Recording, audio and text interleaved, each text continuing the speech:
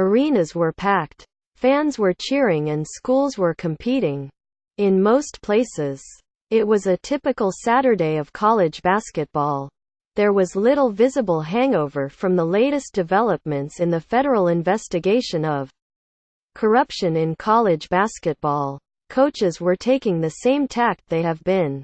Some saying they've found no evidence of wrongdoing and appear to be waiting for the next shoe to drop.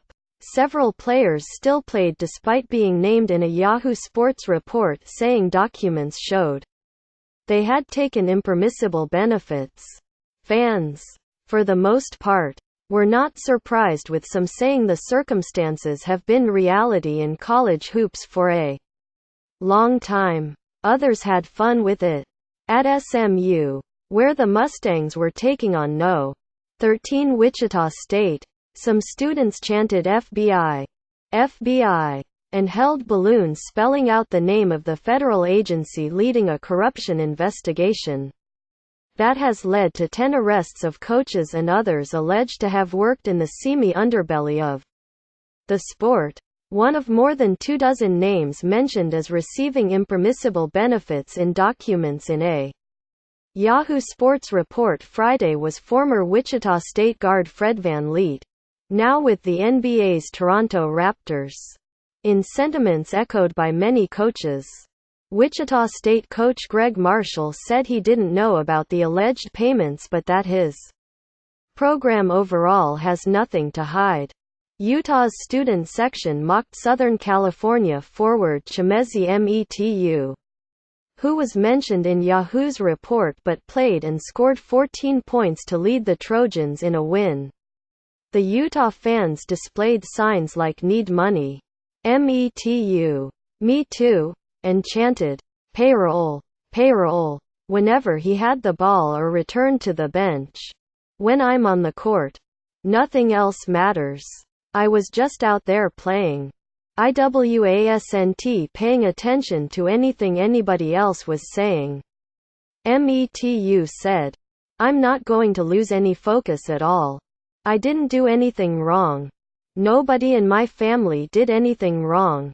For me, there was never a doubt I'd play." One school where officials were not enjoying themselves Saturday was Arizona.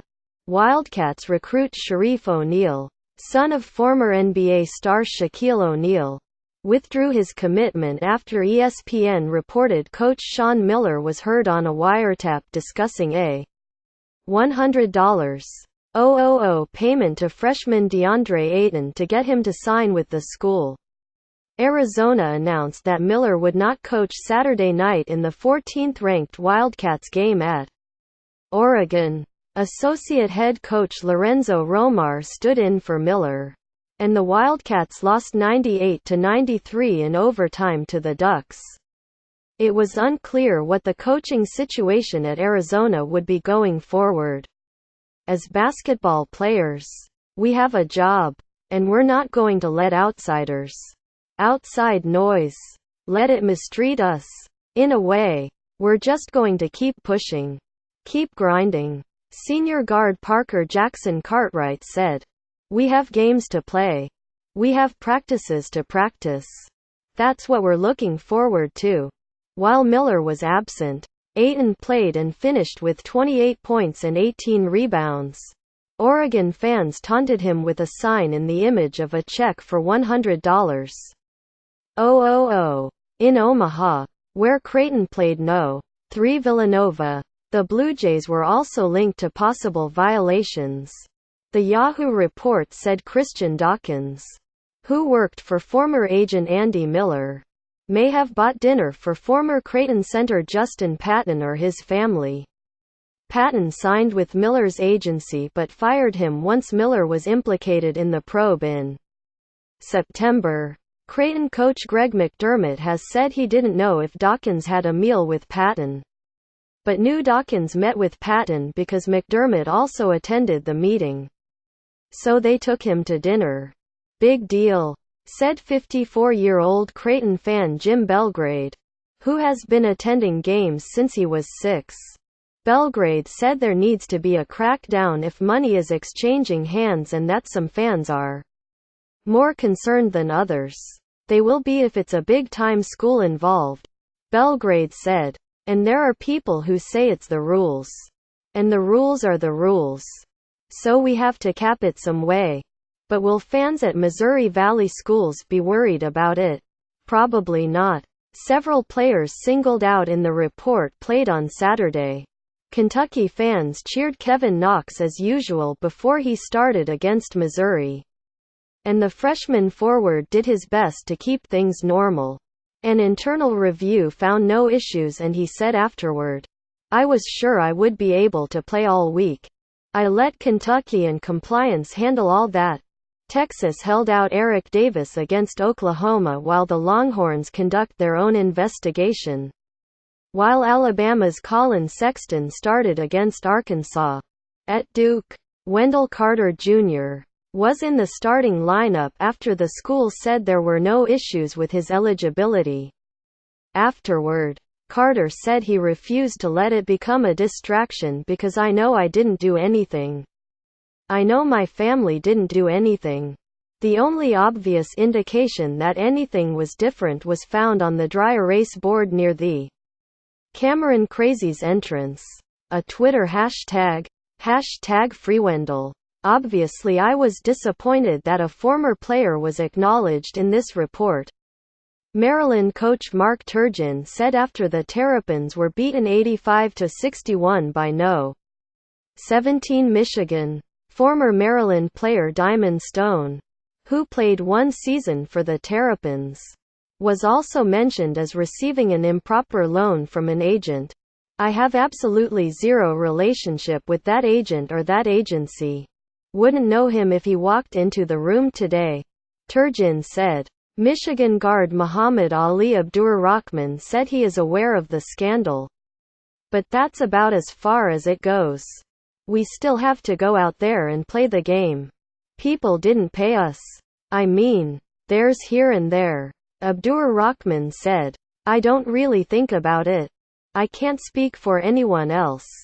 Ken Tighe, a Terrapins season ticket holder since 2002, said college basketball has an issue that needs to be addressed.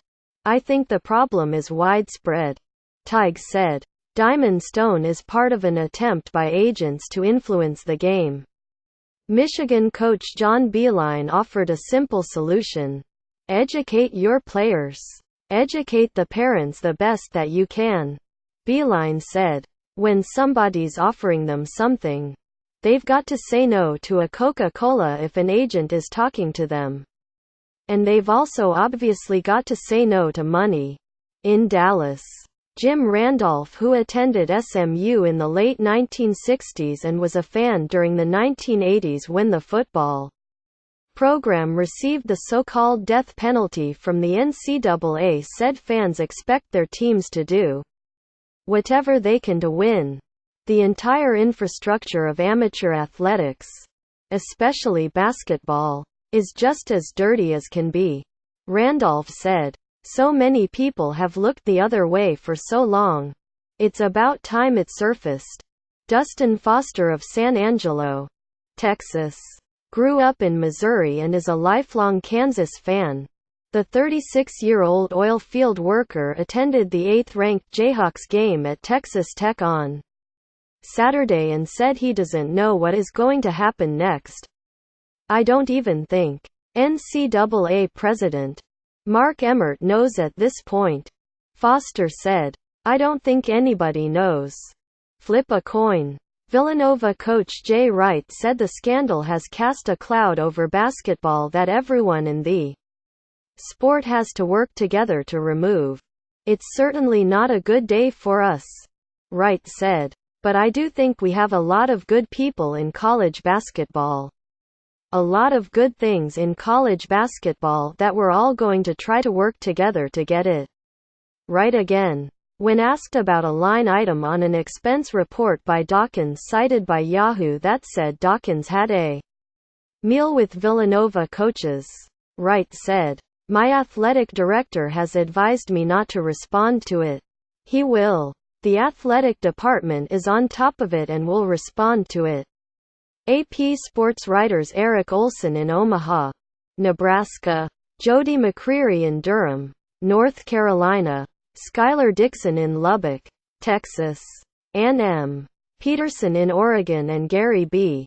Graves in Lexington, Kentucky, and Associated Press writers Jeff Miller in Dallas and Matthew Coles in Salt Lake City contributed to this report.